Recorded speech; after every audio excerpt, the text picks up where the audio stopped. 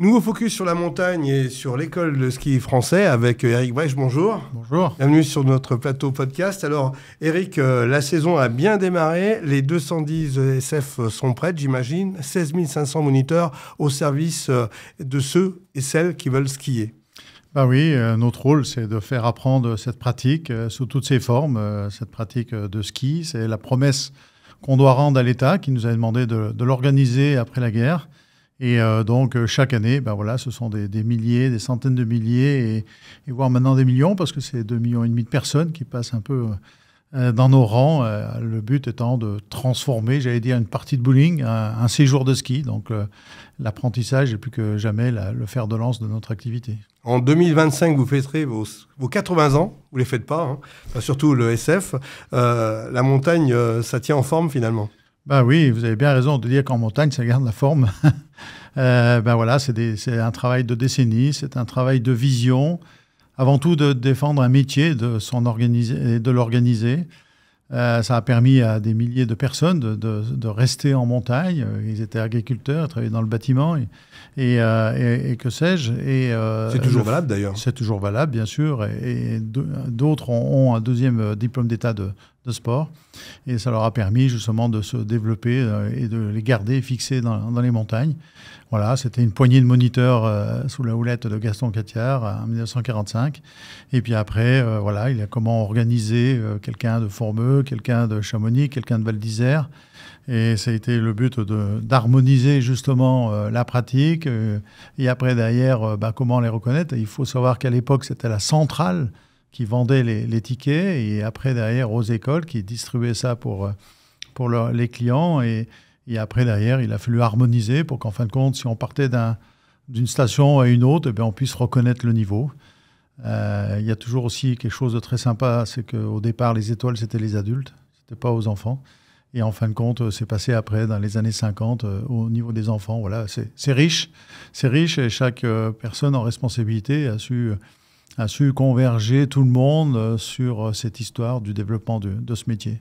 Alors, il a fallu s'adapter aux exigences des consommateurs, tout évolue. On skie peut-être moins aussi, il faut influencer de nouveau les jeunes à remonter sur les skis. Comment on s'y prend à l'école de ski français ? Oui, mais je crois qu'à chaque génération, chacun avait en responsabilité à affronter les problèmes qui s'imposaient à lui-même. Donc, c'est pas nouveau. Et effectivement, le développement a été fort par les classes de découverte. C'était quelque chose de très, très, très symbolique quand on compare avec nos amis italiens ou autrichiens. C'est ce qui faisait la force. Inutile de vous dire que quand même la moitié de l'hiver, on a un calendrier scolaire auquel on est en vacances. Mais à côté de ça, beaucoup de classes de découverte et effectivement des classes de neige. Donc ça a été un fer de lance pour la France, pour les territoires de montagne. On a pu faire découvrir tout ça. Et puis après, avec le temps, ça s'est un petit peu amenuisé. Donc il a fallu redonner un peu une impulsion. Et je crois que maintenant, tous ensemble, on essaye de redonner cette motivation à tout le monde pour faire venir les enfants à la montagne. On parle de votre feuille de route pour cette saison 2024-2025 et bien sûr pour cette année anniversaire. Plus que jamais à côté des autres socio-professionnels parce que c'est avant tout une cordée, une vallée de montagne. Le but étant de bien accueillir et que chacun fasse bien son travail pour qu'en fin de compte, tout le monde garde une très belle image. La neige reste un aimant et les gens ont une envie de venir sur notre formidable terrain de jeu.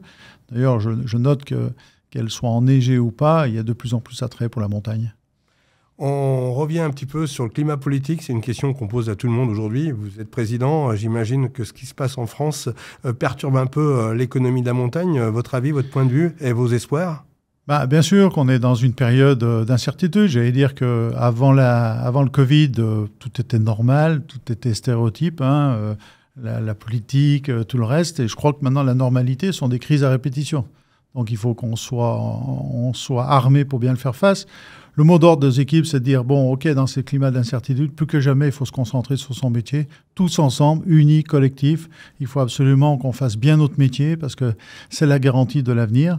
Et puis après, derrière, gardons l'altitude de vue et gardons l'altitude tout court parce que je pense qu'en montagne, on y vit bien et il faut qu'on ait le souci que justement tout ce qu'on développe, que ce soit la formation continue auprès de nos moniteurs de ski, que ce soit au niveau de tous ceux qui viennent. Je crois qu'on a plusieurs parallèles en même temps. C'est de former de plus en plus nos professionnels, pour qu'en fin de compte, il donne un cadre au travers de l'apprentissage de l'éducation à ce milieu, pour qu'en fin de compte, on éduque nos élèves au milieu et qu'après, derrière, tout le monde sera en responsabilité. Et s'il y a une responsabilité, moi, j'ai confiance en l'avenir. Vous avez ancré les pulls rouges. C'est un label de qualité, de fabrique qui est au-delà de l'Hexagone. Qu'est-ce qui fera la richesse des pulls rouges demain ?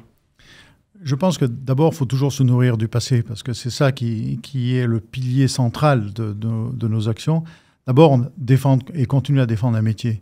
Même si le métier doit s'adapter aux conditions du moment, le métier, c'est avant tout l'apprentissage et l'éducation à un milieu. Donc l'apprentissage d'une pratique et l'éducation au milieu, là où il s'exerce. Et puis après, derrière, d'entrevoir justement l'avenir en toute responsabilité. On peut s'adapter à faire des choses, à coller à la peau de cette évolution sociétale, plus que jamais par nos prestations, par notre accueil, peut-être par notre service ou nos prestations de service.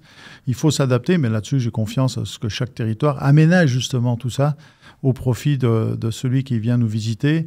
Et si les conditions sont réunies pour que tout le monde y a le bien dans ce message-là, moi j'ai confiance en l'avenir. Merci Eric Brech. Merci.